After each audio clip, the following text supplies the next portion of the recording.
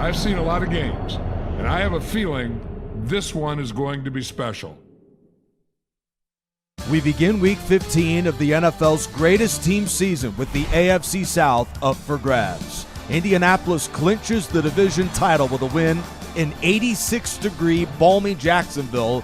In the rain, Manning threw that one short to Harrison, and Brant Boyer picks him off, and that would epitomize a humiliating second half from Manning and that offense. A third down stop here, intended for Harrison again. Fourth down, they go for it. Manning is incomplete. They go for it again with under a minute left, and he throws it short to TJ Rushing, and the Jaguars pull off the upset, 17-10. Jacksonville claims first now in the AFC South. Meanwhile, New Orleans is still battling for first place in the NFC South, but they're currently in a logjam for the in-the-hunt teams for the NFC wildcard spot behind Tampa, Chicago, and the 2013 Seahawks. They face the current division leaders out of the NFC East, the 92 Cowboys, in a big game on Saturday night. Drew Brees and Troy Aikman have been two of the premier quarterbacks in the league, but it was the Saints' Drew Brees who got on them early in this one with a couple of touchdown passes to tailbacks Pierre Thomas and then Reggie Bush. After a Dallas field goal, Aikman and company took over down 5. Kelvin Martin made the catch here, then made some magic happen after it. A big catch and run, which a few plays later set up the Aikman go-ahead touchdown to Darryl Johnston. Two-point conversion is no good, so the Saints can win it with a field goal. First down, Jeremy Shockey, who's been one of the best tight ends in the league this year. Then a first down to Marcus Colston after a short Thomas run. From 51 for the win, Garrett Hartley splits the uprights, and the Saints improved to 8-6 with a huge win, 24-22. Despite a 3-game losing streak, Miami still has a shot for the 2 seed if they win out with some help. The Dolphins got plenty of help with Mercury Morris and Paul Warfield, who grabs his first touchdown of the year in this one. Meanwhile, Derek Mason finds the end zone on his first return touchdown of the season, gone from 99. Miami would then hit the gas for the final 2.5 quarters of this one, beating the Titans by 13. Joe Montana has had his struggles over his otherwise illustrious career in snow games. He battles Nick Foles on just his second start in favor of the benched Carson Wentz. There's no benching Joe Montana for San Francisco as he threw 3 more touchdowns, giving him 28 on the year, as San Francisco wins going away. Meanwhile, Nick Foles, the young quarterback out of Arizona, looked even younger against this Niner defense. A quarterback rating of just 44.6 in their disastrous loss to San Francisco. Loser of this game is out of the postseason race, so both clubs played as if their hair was on fire, and this wound up being one of the craziest football games of the season. Kosar against Mahomes. It all started on the first play with a Bashaud Breeland pick 6 off of a tip drill. Tough break from Webster Slaughter in Cleveland, and the Chiefs take the early lead. But the ensuing kickoff, they'd bounce back as All-Pro Gerald McNeil nearly scores on a 95-yard return. Kosar found Biner 2 plays later. Plenty of points in this football game, including a huge run from Damian Williams, gone from 66, a sign of things to come for the Chiefs running back. 21-13, and after a Langhorne touchdown, they just need to stop before the half. But Kelsey's gone from 59. You can't give that one up. With 2 quarters in the books, we've already got 51 on the board. And then Williams on the second play of the second half keeps it going. A 68-yard touchdown run for the Chiefs tailback. And then Breeland picks off Kosar for the second time, and that is where the Chiefs pulled away from Cleveland. A Anthony Sherman touchdown, then after a Butker field goal, the Chiefs finished the day with 47 points on the Browns to keep their playoff hopes alive. Plenty of stars in this one, but the top star was running back Damian Williams.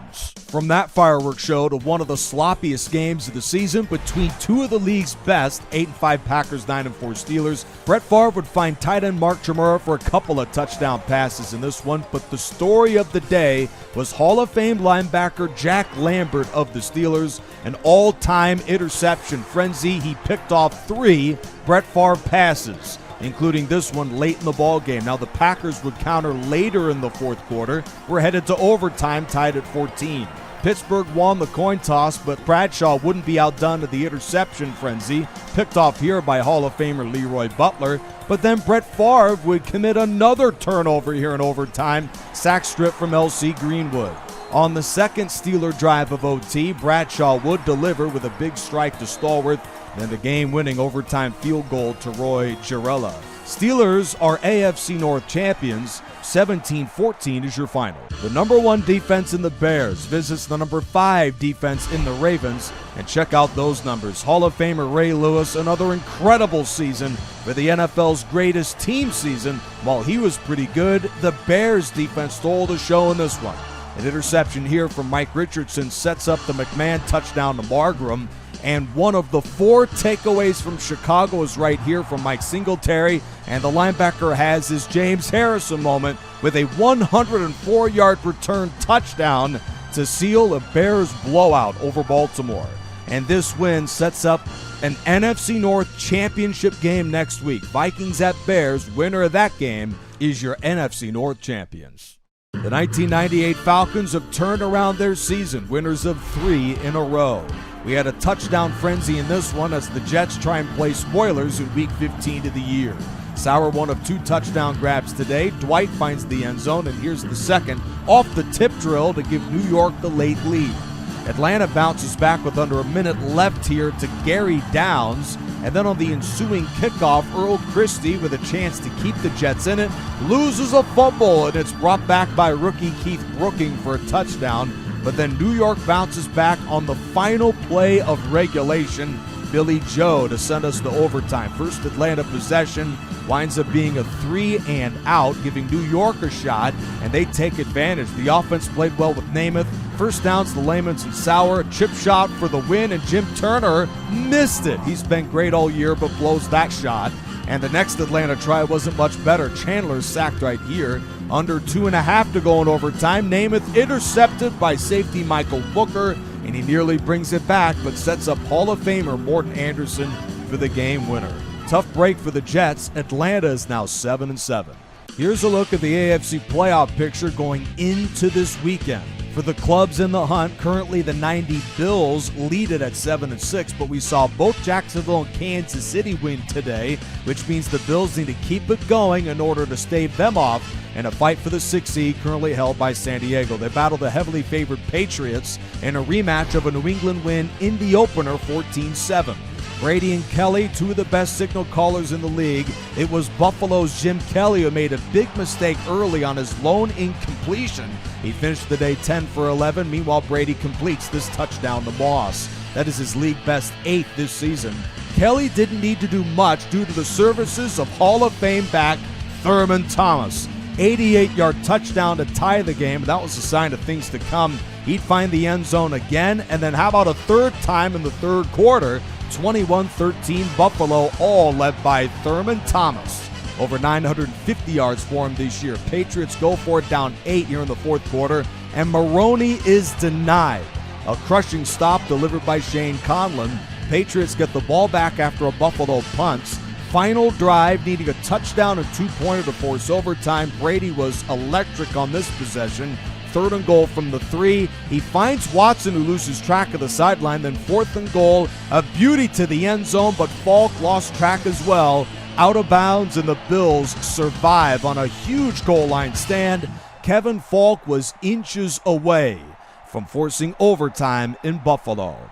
Massive win for the Bills, 21-13, led by Thurman Thomas. And now we are back into a tie out of the AFC East. Both New England and Miami go into the home stretch at 9-5 overall.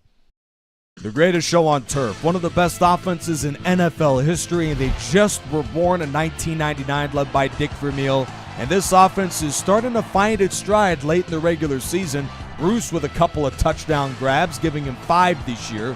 Falk played well, so did Kurt Warner. Everybody got involved for St. Louis. They put up 42 on the hapless Houston Texans. Rams improved to 10-4, and the Texans fall to 4-10. The 08 Cardinals will play the Rams next week in the Kurt Warner Bowl, but first they visit lowly Detroit. And Eric Kramer's back in his second start for the benched Rodney Peete late in the regular season. He would airmail this pass to Perriman, and Antrell Roll does the rest with a 56-yard return touchdown. But then the next play for Kramer is a 71-yard score to Brett Perriman. What a comeback for Kramer.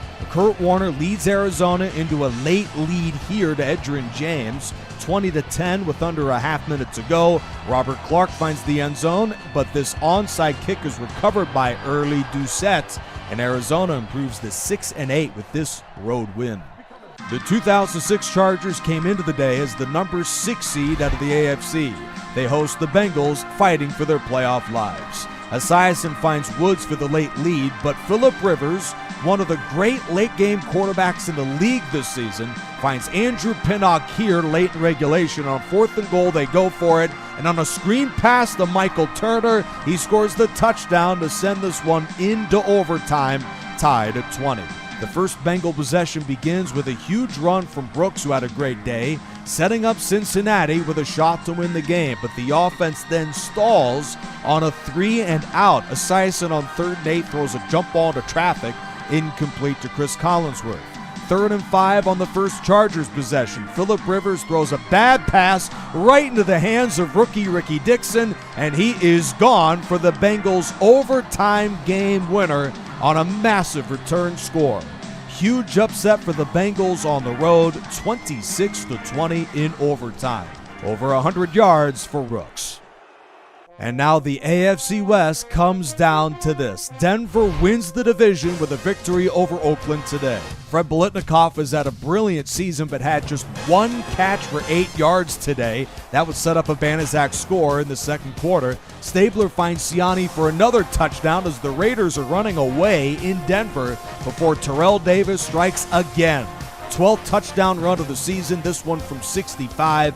Then the Broncos would come all the way back to tie the game to McCaffrey, then take the lead on an Elam field goal. This Davis run to all but win it. Instead, they are stopped inches away. Big break for the Raider defense. Oakland gets it back with just over 2 to go. First down run for Mark Van Egan. Then another big play, Stabler to Mike Siani, setting up the Raiders in a position to win the game. But Banaszak is stuffed. They'd have to settle for an Errol Mann field goal, and we're going to overtime. Broncos win the toss. John Elway's first pass is intercepted by Phil Villapiano, and he brings it all the way back for the game-winning touchdown. A massive interception for the linebacker Phil Villapiano, and the Raiders are still alive for the AFC West. Denver leads it, but the Raiders are now 8-6 with a massive road win. Speaking of road wins, the Seahawks have had quite a few of them this year, but need to take care of business now at home against a guy in Tom Brady who has never won in Seattle during his incredible career. Richard Sherman did his part with his league-best 7th interception of the year, but then Murphy Bunting bounces back, and Tampa is back in the lead. Tom Brady just did not play well today. He throws another pick six. This one, 102 yards on the return from Walter Thurman. We're tied at 17. 2:53 left in the game. Ronald Jones takes the handoff and helps Brady out with a big 58-yard touchdown run. Russell Wilson, to force overtime, is denied in the end zone to Rice, and Tampa wins the game 24-17. Seattle is out of the NFC West race between San Francisco and St. Louis at 8-6. The 2015 Panthers ran all over Minnesota in a massive home win led by that guy, the Pro Bowler from Oregon, Jonathan Stewart. He crossed the century mark yet again against these Vikings and now has 7 touchdowns on the year. Mike Tolbert had a big day as well for Carolina as the Panthers dispatched the Vikings 27-10. Here's a look at the NFC South with the Panthers in first place with 2 weeks to go. And we've saved one of the best Monday Night Football games of the season for last. Phil Simms at Mark Rippon. The winner stays alive. The loser is eliminated from NFC East contention.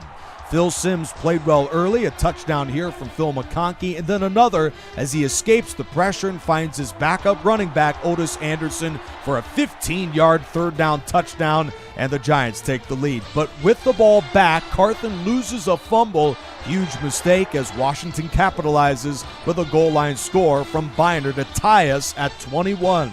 Simms trying to play hero ball, picked off here in the fourth quarter by Monty Coleman, and then Simms sacked for the third time today by Charles Mann. Redskins win it with a massive fourth quarter comeback, and now they've got a shot. Dallas at Washington, winner of that game, has the NFC East lead after Week 16. Here's a look at the complete playoff pictures after Week 15.